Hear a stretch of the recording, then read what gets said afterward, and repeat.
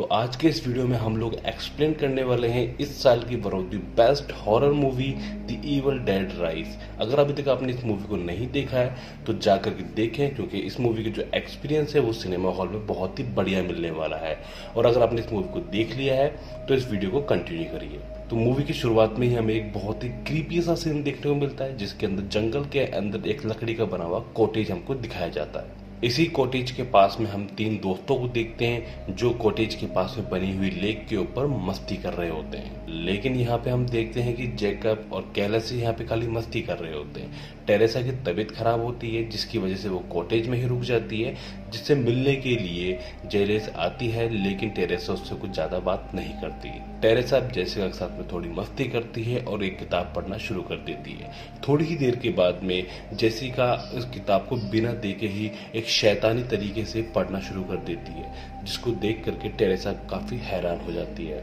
शैतानी तरीके से किताब पढ़ने के साथ जेसिका पजेस होना शुरू हो जाती है, उसके मुंह से उल्टी आने लग जाती है और यहीं पे उसकी आंखों का रंग भी बदल जाता है। पोजीशन में आने के बाद में वो टेरेसा के ऊपर हमला कर देती है और उसके स्कैल्प को उखाड़ डालती है। इसके बाद वो बाहर आती है, जहाँ पे वो कैरल के साथ भी यही करती है, उसकी गर्दन को धड़ से अलग कर देती है। इसके बाद हम जेसिका को पानी में से निकलते हुए हवा में फ्लोट करते हुए देखते हैं और ये सब हमारे साथ टेरेसा भी देख रही होती है। और इसी के साथ the evil dead rise movie की शुरुआत होती है। इस सीन को देखने के बाद में आपको समझ में नहीं आया होगा कि ये तीनों कौन थे, कहां से आए थे और ये सब इनके साथ क्यों हुआ। इन सब चीजों को समझने के लिए हमें एक दिन पहले जाना होगा, जहां पे हमें इन तीनों के बारे में पता चलने वाला है। अब हमें एक दिन पहले की लोकेशन दिखाई जाती है और ये लोकेशन होती है लॉस एंजलिस शहर की, जहाँ पे एक बिल्डिंग हमको दिखाई जाती है और इस बिल्डिंग को थोड़े टाइम के बाद में ही गिराने वाले हैं। बिल्डिंग को इसलिए गिराया जाने वाला है क्योंकि बिल्डिंग की हालत बहुत ज़्यादा खराब है, ये कभी भी अपने आप से भी गिर सकती है।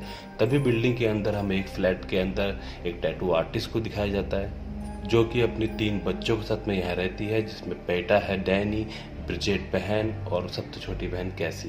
एली यहाँ पे पिछले 2 महीने से अपने तीनों बच्चों के साथ में यहाँ रह रही है, क्योंकि उसके हस्बैंड के साथ में उसकी बनती नहीं है। अब यहाँ पे एली की सिस्टर बैथ यहाँ पे उससे मिलने आती है। यहाँ हमें पता चलता है कि एली की तरह बैथ की लाइफ में भी बहुत सारी प्रॉब्लम्स है। बैथ एक कॉन्सर्ट सिंगर है, जो कि अपने कॉन्सर्ट को छोड़ करके एली से अपनी प्रॉब्लम्स को शेयर करने आई है। बैथ यहाँ पे प्रेग्नेंट है, बट उसे नहीं पता कि वो किस तरीके से प्रेग्नेंट हो गई है। बैथ यहाँ पे एली के बच्चों के लिए गिफ्ट लेके आती है, वो उन सभी को गिफ्ट देती है। साथ ही वो ये भी बताती है कि वो एली के हस्बैंड के लिए भी गिफ्ट लेके आई है। बैथ से बात करने के लिए एली अपने सारे बच्चों को पिज्जा लेने के लिए भेज देती है। यहाँ पे एली अपने और अपने हस्बैंड के बारे में बैथ को बताती है, जिससे बैथ काफी नाराज हो जाती है। वो बताती है कि मुझे नहीं पता था तुम दोनों के रिश्तों के बारे में, अगर ऐसा कुछ था तो तुम्हें मुझे बताना चाहिए था। इसके बाद एली बैथ को बताती है कि उसने बैथ को 2 बार फोन किया था, जब वो पहली बार अपने हस्बैंड से सेपरेट हुई थी और दूसरी बार जब वो इस अपार्टमेंट में शिफ्ट हुई थी, क्योंकि शिफ्ट होने के टाइम पे उसके पास ज्यादा पैसे नहीं थे। ये सुन के बैथ को काफी बुरा लगता है, जिसके बाद में वो अपनी बहन एली से माफी मांगती है। खैर, जब एली के बच्चे पिज्जा और कोल्ड ड्रिंक्स लेके आ रहे होते हैं, तभी वहाँ पे भूकंप आ जाता है, जिसकी वजह से बिल्डिंग की पार्किंग के अंदर काफी सारे क्रैक्स आने स्टार्ट हो जाते हैं। भूकंप के आने के कारण एली और बैथ अपने अपार्टमेंट में काफी ज्यादा डर जाते हैं और यहाँ पे हम तीनों बच्चों को भी काफी डरा हुआ देखते हैं। थोड़ी ही देर के बाद भूकंप चला जाता है, सब कुछ शांत हो जाता है। लेकिन बात सिर्फ इतनी सी नहीं थी।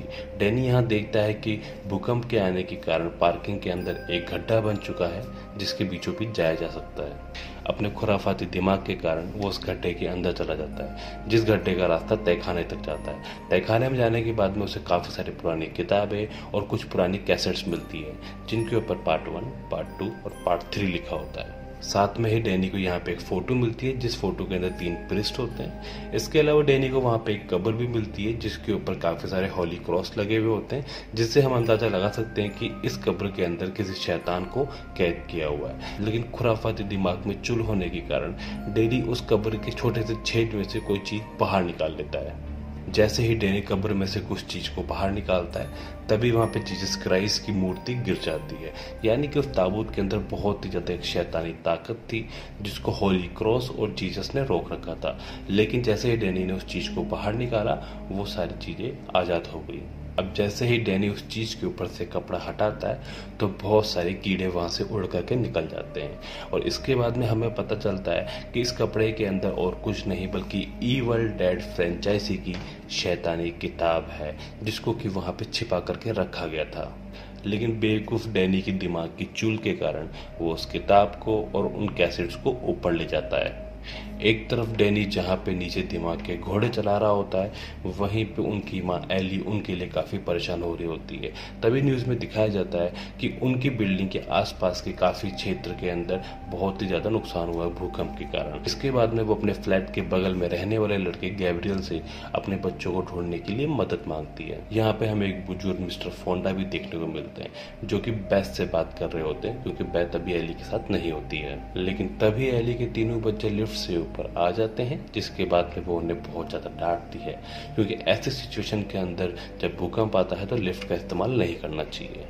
इसके बाद डैनी उस किताब को और उन कैसेट्स के रिकॉर्ड्स को अपने रूम में लेके चला जाता है। इसके बाद एली अपने लॉन्ड्री के कपड़ों को लेकर के लिफ्ट से नीचे चली जाती है और यहाँ पे दूसरी तरफ बेथ एली की बेटी को नहलाने की कोशिश करती है और दूसरी तरफ डैनी अपने दिमाग की चूल को खत्म करने के लिए उस किताब को खोलने की कोशिश करता है। लेकिन ये किताब किसी नुकीले नाखूनों से बंद होती है।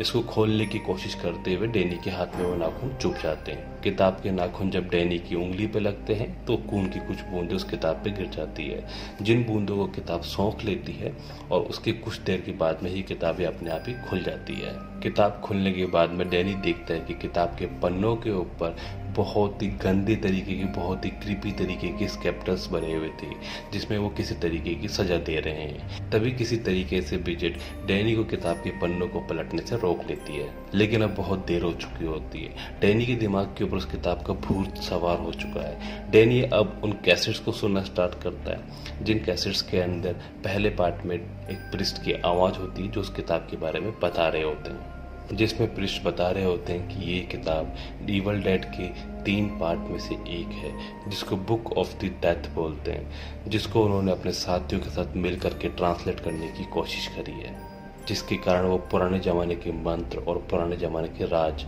जान पाएंगे या फिर पुरानी सिविलाइजेशन के बारे में जान पाएंगे। इसके बाद में हम देखते हैं कि डैनी अगली कैसेट्स को प्ले करने के लिए और किताब के मंत्रों को पढ़ने के लिए पागल हो जाता है और वो उनको पढ़ना शुरू कर देता है। इसके बाद डैनी दूसरी कैसेट को भी प्ले कर देता है जिसमें किताब के मंत्रों के बारे में होता है। अब जैसे ही डैनी सेकंड कैसेट को प्ले करता है थोड़ी ही देर के बाद में उसका टेप रिकॉर्डर पजेस हो जाता है जो कि शैतानी तरीके से चलना शुरू कर देता है। यहाँ पे डैनी उसे रोकने की कोशिश करता है लेकिन वो उसे नहीं रोक पाता और इसके अगले सीन में हम देखते हैं कि एली को लिफ्ट के अंदर ही एक बुरी शैतानी आत्मा ने पजेस कर लिया है।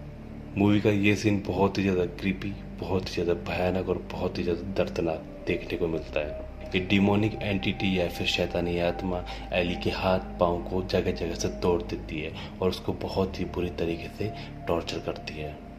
साथ के साथ उनके कॉटेज की लाइट भी चली जाती है और डैनी ये सब देख के हैरान हो जाता है क्योंकि किताब के जो पन्ने हैं वो अपने आप पलटने शुरू हो जाते हैं। साथ ही बेथ और एली की छोटी बेटी केसी भी काफ़ी ज़्यादा डर जाती है और केसी की बड़ी बहन ब्रिजिट यहाँ पे नोटिस करती है कि लाइट सिर्फ उन्हीं के अपार्टमेंट की गई है ना कि पूरे कॉटेज की। मूवी के अगले सीन में हमको एली दिखाई जाती है और एली की हालत वैसे ही होती है जैसे कि मूवी के पहले सीन में जेसिका की होती है, बहुत ही ज़्यादा क्रीपी। हमने लिफ्ट वाले सीन में देखा था कि एली की सारी हड्डियां टूट चुकी है लेकिन उसके बाद में भी एली अभी खड़ी है। इसके बाद में एली किचन में जाती है और कच्चे अंडों को ही पकाना शुरू कर देती है। एली की इस अजीबोगरीब हरकत को देखते हुए बेथ उससे बात करने की कोशिश करती है। यहाँ पे एली बहुत ही शैतानी तरीके से हंसती है और बेथ को डराने की कोशिश करती है लेकिन अगले ही पल वो अपने आप पे कंट्रोल करती है और सिर्फ एक ही बात कहती है कि वो मेरे अंदर है और उसे मेरे बच्चों को नुकसान मत पहुंचाने देना। इसके बाद में एली बहुत ही ज़्यादा वॉमिट करी थी जैसे कि मूवी के पहले सीन के अंदर जेसिका ने करी थी और इसके थोड़ी ही देर के बाद में वो वहाँ पे बेहोश होकर गिर जाती है। यहाँ पे बेथ और डैनी एली को हॉस्पिटल ले जाने की कोशिश करते हैं लेकिन लिफ्ट की लाइट चली जाने के कारण लिफ्ट काम नहीं करती है और साथ ही बिल्डिंग की जो स्टेयर्स है सीढ़ियाँ वो भी टूट चुकी है। अब ये हो सकता है कि ये अर्थक्वेक के कारण टूटी हुई हो या फिर शैतानी ताकतों के कारण। खैर इसके बाद ये एली को बेड के ऊपर लेटा देते हैं क्योंकि इन्हें लगता है कि एली की मौत हो चुकी है। एली की आंखें खुली होती है जिसको डैनी बंद कर देता है, लेकिन अचानक से उसकी आंखें फिर से खुल जाती है। वो एक बार फिर से उसकी आंखों को क्लोज करता है और इस बार उसकी आंखें क्लोज हो जाती है, तो इनको एक बार फिर से लगता है कि एली मर चुकी है। इसके बाद गैब्रियल और मिस्टर फोंडा बिल्डिंग के एक रास्ते को तोड़ने की कोशिश करते हैं जो कि बाहर जाने का रास्ता होता है, और ये रास्ता फायर एग्जिट का होता है जो कि अर्थक्वेक आने के कारण बंद हो चुका है। इसके बाद बेथ एली की डेड बॉडी के पास बैठ जाती है और अपनी मरी हुई बहन को अपने दुख दर्द के बारे में बताना शुरू कर देती है। तभी बेथ को एक फ़ोन आता है और जब वो उठा के देखती है तो उसे पता चलता है कि ये और किसी का नहीं, एली का ही फ़ोन है, जिसके अंदर एली बताती है कि वो अंदर से काफ़ी ज़्यादा जल रही है, उसे जल्दी से बचा लो। तभी हम देखते हैं कि फ़ोन की स्क्रीन टूट जाती है और स्क्रीन के ऊपर बहुत सारे स्क्रैचेस पड़ जाते हैं, लेकिन तभी एली की आंखें खुल जाती है और वो उठ करके पलंग पर बैठ जाती है। बेथ जैसे ही अब एली को छूती है तो उसे ऐसा लगता है कि जैसे कि एली अंदर से काफ़ी ज़्यादा जल रही है, जिसके बाद में वो उसे बाथटब में डाल देती है।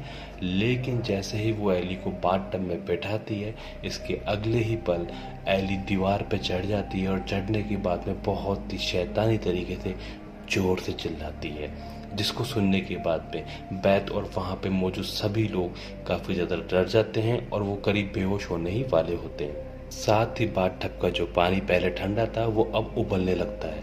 इसके बाद में एली सभी के ऊपर हमला करना शुरू कर देती है और वो टैटू बनाने वाली मशीन को ऑन कर देती है, और टैटू मशीन में इंक की जगह पे वो अपने खून को इस्तेमाल करती है और ब्रिजिट को पकड़ करके उसके राइट गाल के ऊपर एक टैटू बनाना शुरू कर देती है। एली ब्रिजिट को यहाँ पे मारने ही वाली होती है, लेकिन तभी डैनी एली को पीछे से किसी चीज़ से मारता है क्योंकि वो समझ जाता है कि किताब पढ़ने के कारण और वो पुरानी कैसेटें चलाने के कारण एली के अंदर कोई शैतानी आत्मा आ चुकी है। और तभी यहाँ पे इस मूवी का सबसे क्रीपी, सबसे डेंजर इनी मीनी माइनी मो वाला सीन हमको देखने को मिलता है। दोस्तों इस सीन को आप इस मूवी के ट्रेलर के अंदर भी देख सकते हैं, जो कि गूस बम आपको दे देता है। बस इतने में ही गैब्रियल और मिस्टर फोंडा अंदर आ जाते हैं और एली की हालत को देख करके बहुत ही ज़्यादा घबरा जाते हैं। इसके बाद एली गैब्रियल के ऊपर हमला कर देती है और अपने मुंह से उसकी एक आंख को बाहर निकाल लेती है, और आंख को बाहर निकालने के बाद में ब्रिजिट को पसंद करने वाले पड़ोसी के मुंह पे फेंक देती है। इस मौके का फ़ायदा उठा करके बेथ अपार्टमेंट का गेट बंद कर देती है।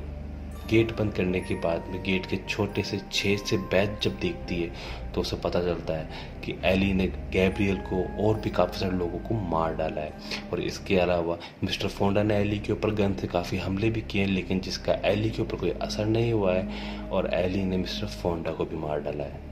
ये सब देखने के बाद में बेथ समझ जाती है कि ये सब शैतानी आत्मा कर रही है और इसको रोक पाना इतना आसान नहीं है। और इसके बाद में ब्रिजिट डैनी के ऊपर चिल्लाती है और उससे कहती है किताब को घर में लेके आने के बाद और सारी कैसेट्स को प्ले करने के बाद ये सारी चीज़ें होने स्टार्ट हुई है, जहाँ पे बेथ उन दोनों को समझाती है कि ये टाइम आपस में लड़ने का नहीं है, हमें मिलकर इसका कोई सोल्यूशन निकालना होगा। तभी गेट के छोटे से छेद के अंदर से एली अपनी छोटी बेटी को बैला फुसला करके किसी तरीके से गेट को थोड़ा सा खुलवा लेती है और उसके गले को पकड़ करके उसको चौक करने लगती है, जिसके बाद में बेथ उसको किसी तरीके से बचा लेती है। इसी के साथ हम देखते हैं कि एली ने अपनी बेटी ब्रिजिट के ऊपर अपने खून से जब टैटू बनाया, उसके बाद से ही उसके चेहरे के ऊपर बहुत सारे निशान बन जाते हैं, उसकी आंखों का कलर चेंज हो जाता है, अब उसके चेहरे के अंदर से बहुत सारे कीड़े निकलने शुरू हो जाते हैं, और यहाँ हमें पता चलता है कि ब्रिजिट को भी शैतानी आत्मा ने पजेस कर लिया है। जो असल में ब्रिजिट एक डेड आई बन चुकी थी, जो कि इस फ्रेंचाइजी की एक मेन चीज़ है। अगर आपने इस मूवी के पहले के पार्ट देखें तो आप इस चीज़ को अच्छे से समझ पाएंगे।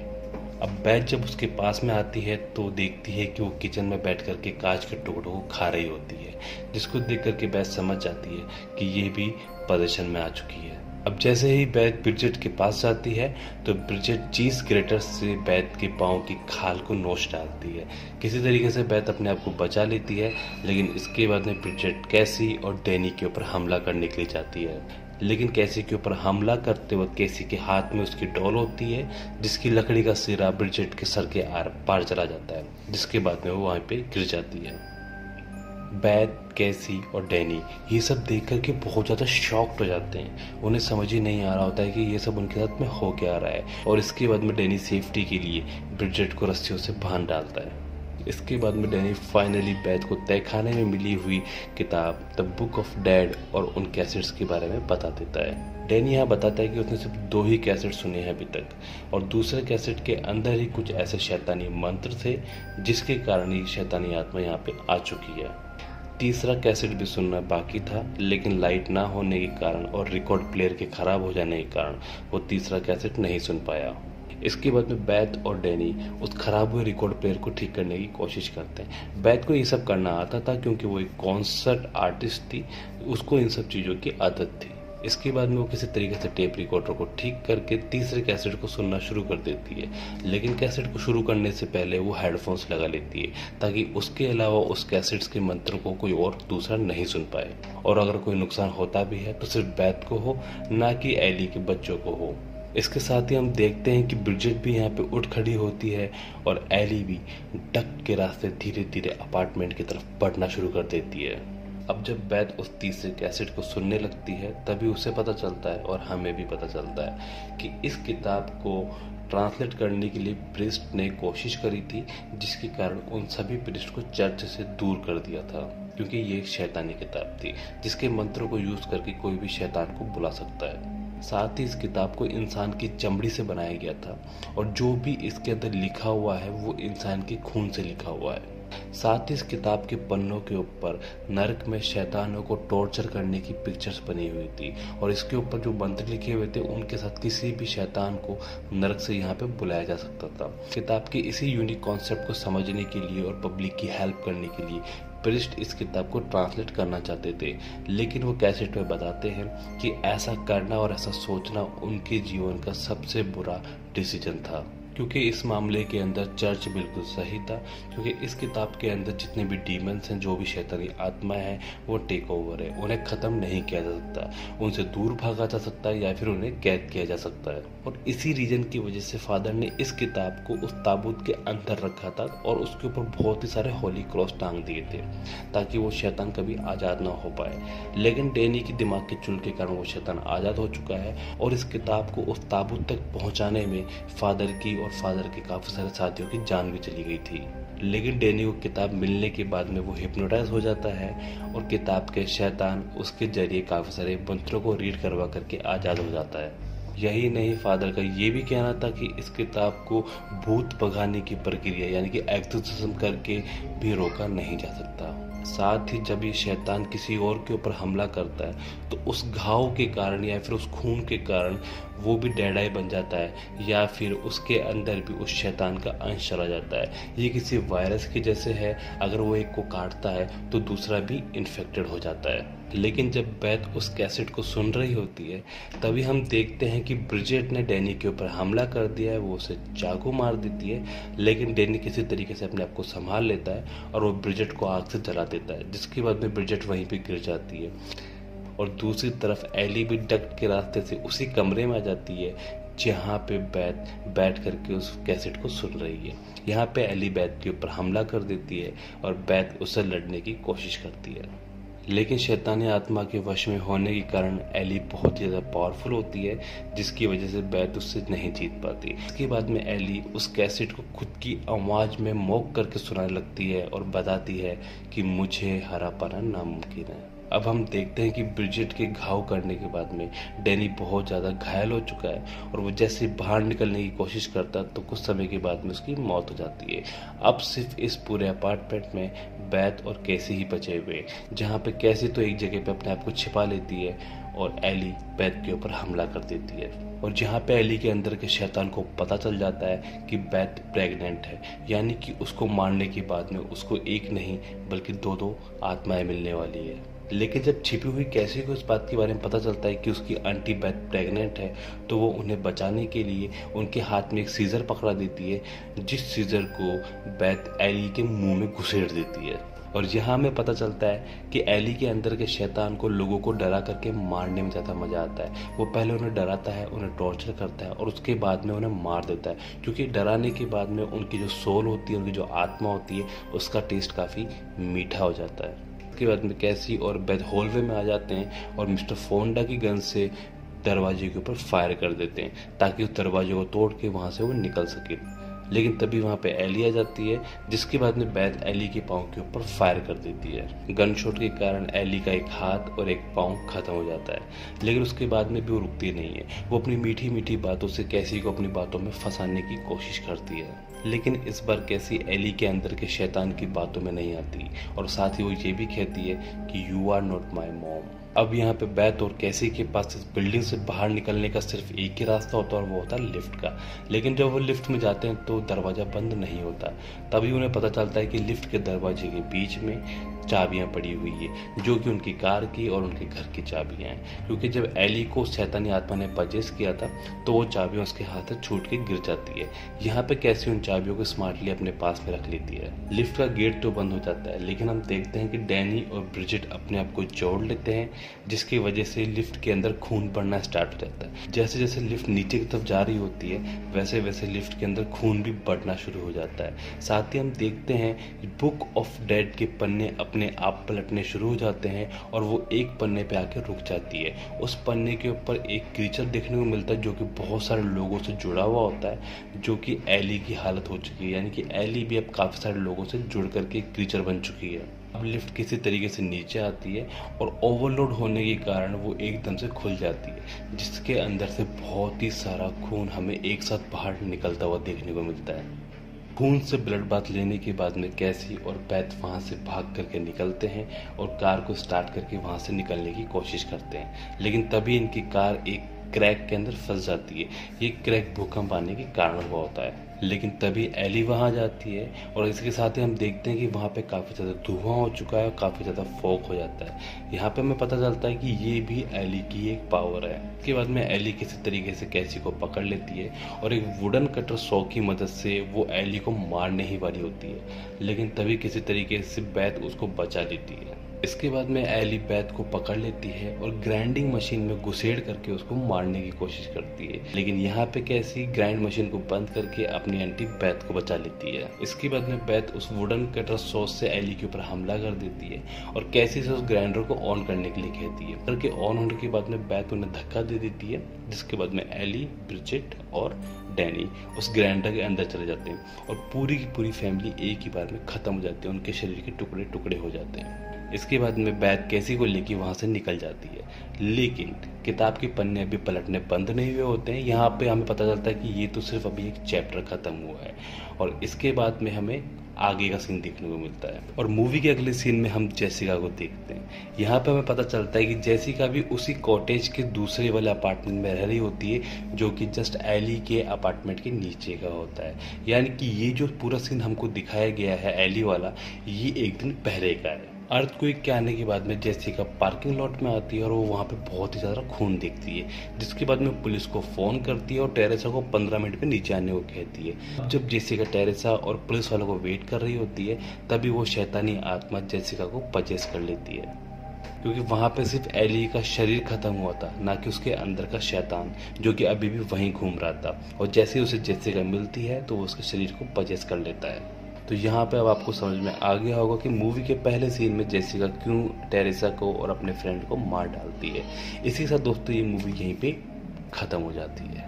मूवी बहुत ही ज़्यादा बेहतरीन है। अगर आपने इस मूवी को ऑलरेडी सिनेमा हॉल में देख लिया है तो मुझे कमेंट करके बताना, और अगर आपको हॉरर मूवी से डर लगता है और आप सिर्फ एक्सप्लेनेशन से ही मज़े ले लेते हो मूवीज़ के, तो भी मुझे कमेंट करके बताना। अगर आपको वीडियो पसंद है तो वीडियो को लाइक करें, चैनल को सब्सक्राइब करें। मिलते हैं अगली वीडियो में, तब तक के लिए बाय।